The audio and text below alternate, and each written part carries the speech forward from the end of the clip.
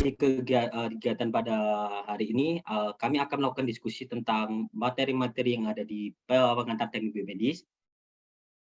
Sebelumnya, perkenalkan nama saya Ahmad Sing Permana dengan NIM terakhir 01, mahasiswa Teknik Biomedis Universitas Airlangga. Bisa dilanjutkan oleh Perkenalkan, nama saya Edward Alfian dengan NIM akhir 004.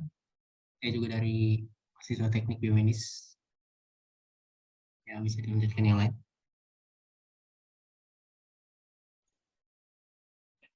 Perkenalkan, nama saya Muhammad Arif Salikuddin dengan NIM akhir 052. Silakan lanjutkan yang lain. Perkenalkan, nama saya Muhammad Saifulillah Syarif, NIM 053. Next. Perkenalkan, nama saya Muhammad Faris Diaul Haq, NIM terakhir 072 dari Teknik Biomedis Angkatan 21. Perkenalkan, nama saya Abnas Rahman Fahri dengan NIM terakhir 078. Oke, mungkin bisa langsung di pertanyaan diskusi.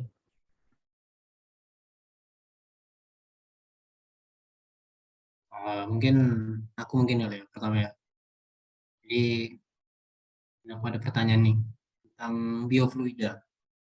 Jadi pertanyaannya tuh apa saja yang mempengaruhi debit zat air pada pembuluh? Maksudnya di sini pembuluh udara.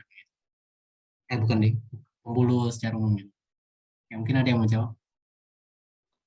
Izin masuk, mungkin saya mau menjawabnya. Jadi hal-hal yang mempengaruhi debit zat cair pada pembuluh itu ada beberapa. Yang pertama yakni panjang dari pembuluh tersebut. Jadi semakin panjang pembuluh, sedangkan diameter dari pembuluh itu sama, katakan sama, maka zat cair akan mendapatkan ketahanan yang semakin besar, di mana debit zat cair akan lebih besar pada pembuluh yang lebih pendek.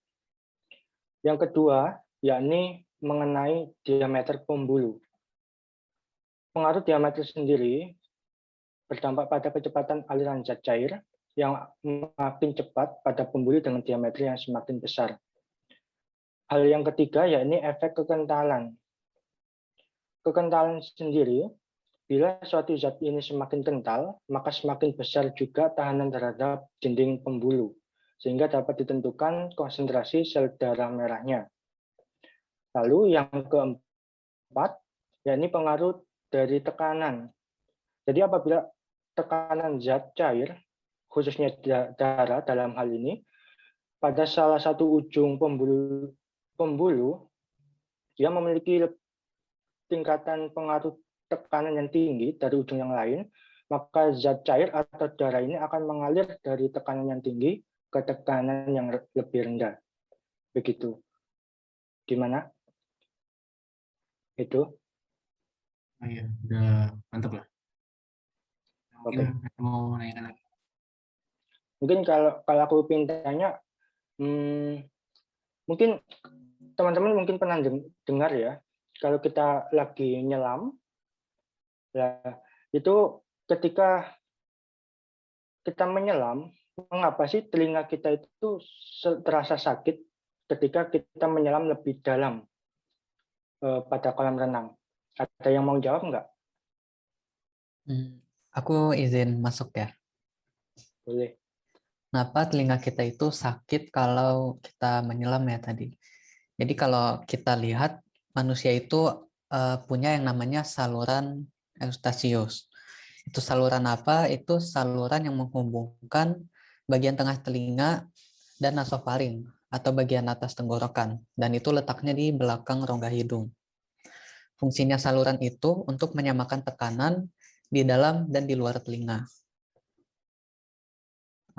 Nah, kemudian saluran Eustachius itu di dalam telinga perlu terbuka agar tekanannya itu sama, seimbang.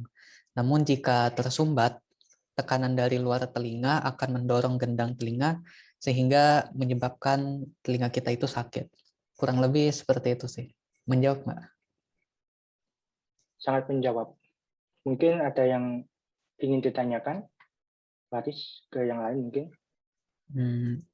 Ini mungkin aku beda bidang lagi ya. Aku di bioimaging misalkan. Aku pengen nanya, apakah CT scan pada anak atau bayi dapat menyebabkan kanker seperti itu? Mungkin ada yang bisa bantu. Aku mau jawab Faris. Jadi kan aku sendiri kan udah belajar tentang bioimaging ini, dan aku juga pernah baca-baca dari internet kalau CT scan itu emang menyebabkan kanker pada anak atau bayi. Jadi aku jelasin ya. CT scan itu dipercaya mampu untuk meningkatkan hasil diagnosis medis yang akhirnya akan membentuk sebuah pencitraan visual. CT scan ini memiliki dosis radiasi yang cukup tinggi, terutama pada bayi dan anak, yang sangat rentan pada radiasi-radiasi dari CT scan ini. Lalu dari survei yang telah aku baca, anak-anak yang terpapar radiasi CT scan ini memiliki resiko 3 kali lebih besar dalam menyangkut penyakit kanker darah, kanker otak, dan kanker tulang di kemudian harinya. Lalu para peneliti yang meneliti ini menegaskan kembali resiko dari kanker ini secara absolut tampaknya sangat sedikit. Meskipun demikian, mereka merekomendasikan untuk menggunakan radiasi yang seminimal mungkin pada CT scan bayi atau anak. Seperti itu, Faris. Keren. Makasih banyak, Rizky. Oke. Mungkin aku mau ngajuin pertanyaan lagi ya, karena aku di bioimaging ini punya beberapa pertanyaan. Aku mau kasih satu pertanyaan, entah siapa mau jawab. Sebutkan 3 teknik visual atau visualisasi dari teknik biomedis ini di bioimaging ini. Sebelumnya suaranya jelas nggak ya? Ini internetnya nggak terupdate. Jelas. Oke. Beberapa dalam biomedik. Yang pertama ada chromogen atau visible color. Yang kedua ada fluorescence. Dan yang ketiga ada teknik dengan penangkapan mesin imaging. Untuk yang chromogen itu sangat penting ya, karena dalam pencitraan jika warna objeknya itu kurang pas, maka objek tersebut tidak akan terlihat jelas pencitraan visualnya. Dan untuk yang penangkapan cahaya pada mesin imaging itu juga berperan penting dalam prinsip visualisasi, karena jika cahayanya yang diberikan terlalu banyak, maka hasilnya akan terlihat putih dan tidak akan terlihat hasil visualisasinya. Jadi terlalu gelap maupun terlalu terang itu nggak baik dalam teknik visualisasi. Itu apakah menjawab? Oke, Ayub, terima kasih. Jadi dapat disebutkan bahwa 3 teknik tadi itu ada chromogen atau visible color, yang kedua ada cahaya yang ditangkap oleh mesin, dan yang terakhir fluorescence. Terima kasih, Ayub. Sama-sama Rizky. Oke, ini mungkin gantian aku yang bertanya ke teman-teman ya. Ini tentang materi biolistrik. Kalau dari aku ada pertanyaan nih. Ini bagaimana kelistrikan dan kemagnetan dalam tubuh manusia? Mungkin ada yang mau jawab? Oke, mungkin aku izin jawab ya pertanyaannya Ayu tentang biolistrik. Jadi kalau sistem saraf itu dibagi 2 bagian, yaitu saraf pusat sama saraf otonom. Jadi struktur dasar dari saraf disebut neuron atau sel saraf. Jadi suatu sel saraf itu mempunyai fungsi menerima, interpretasi, dan mengantarkan aliran listrik. Dengan menggunakan mikroskop elektron, serat saraf itu dapat dibagi dalam 2 tipe, yaitu saraf bermielin dan tidak bermielin. Jadi serat saraf bermielin ini banyak terdapat pada manusia. Mielin itu merupakan insulator atau isolasi yang baik dan berkemampuan mengalir listrik sangat rendah. Potensi aksi makin menurun apabila melewati serat saraf bermielin, karena panjang dan kecepatan aliran listrik itu tergantung pada lapisan mielinnya. Akson tanpa mielin dengan diameter 1 mm mempunyai kecepatan 20 sampai 50 meter per sekon. Sedangkan untuk yang diameternya 10 mili itu mempunyai kecepatan 100 meter per sekon. Pada serat saraf bermielin, aliran sinyal itu dapat meloncat dari satu simpul ke simpul yang lain. Telah diketahui bahwa sel mempunyai lapisan yang disebut membran sel. Dalam sel ini terdapat ion Na, natrium, kalium, sama kalsium, dan protein. Jadi sel itu mempunyai kemampuan untuk memindahkan ion dari satu sisi ke sisi yang lain, yang disebut aktivitas kelistrikan sel. Itu sih jawaban. Gimana menurutmu? Ayo, menurutmu kira-kira jawabanku ini udah benar atau masih ada yang kurang? Udah bagus, Bu. Makasih ya, Bu. Oke, mungkin aku ya selanjutnya yang ngasih pertanyaan ke kalian. Kira-kira kalau pertanyaan ini, bagaimana penggunaan listrik dan magnet pada permukaan tubuh? Mungkin aku coba jawab ya.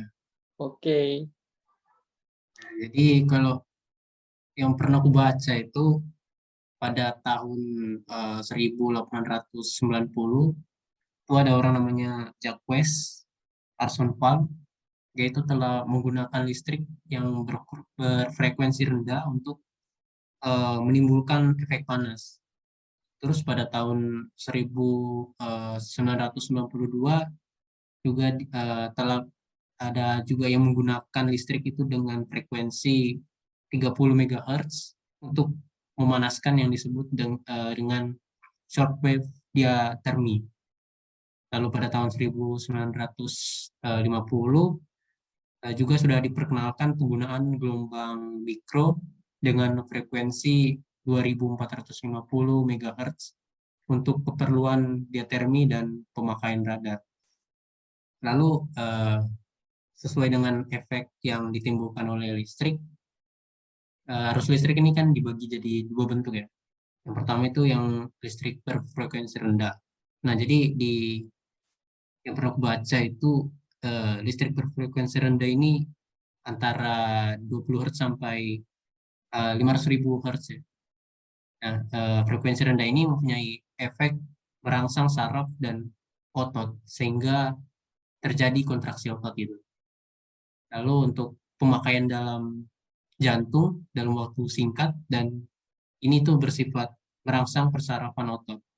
Jadi dia dipakai pakai arus namanya arus Faraday gitu.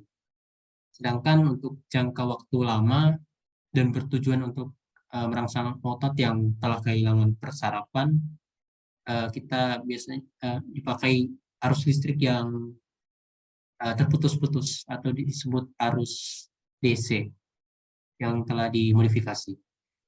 Lalu selain arus DC juga ada gunaan arus AC juga dengan frekuensi 50 Hz, dan arus AC ini juga serupa dengan arus DC, yaitu mempunyai kemampuan antara lain merangsang saraf sensorik, juga saraf motoris, dan berefek pada kontraksi otot. Lalu yang pembagian kedua yaitu listrik frekuensi tinggi. Nah, kalau frekuensi tinggi ini kan antara lebih dari 500.000 Hz gitu.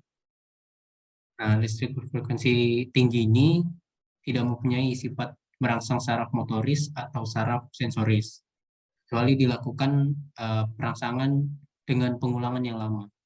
Frekuensi ini sifatnya dapat digunakan dalam kedokteran yang dibagi jadi dua bagian gitu, yaitu shortwave diatermi yang tadi itu diatermi gelombang pendek, lalu yang satunya itu microwave diatermi, yaitu diatermi gelombang mikro. Ya mungkin gitu sih. Tahu. Oke, jadi kesimpulannya itu di dalam tubuh itu ada dua itu ya, apa namanya, frekuensi listrik. Jadi ada yang berfrekuensi rendah, terus ada yang frekuensinya tinggi. Dan sesuai apa tergantung fungsinya juga. Oke, makasih Edo.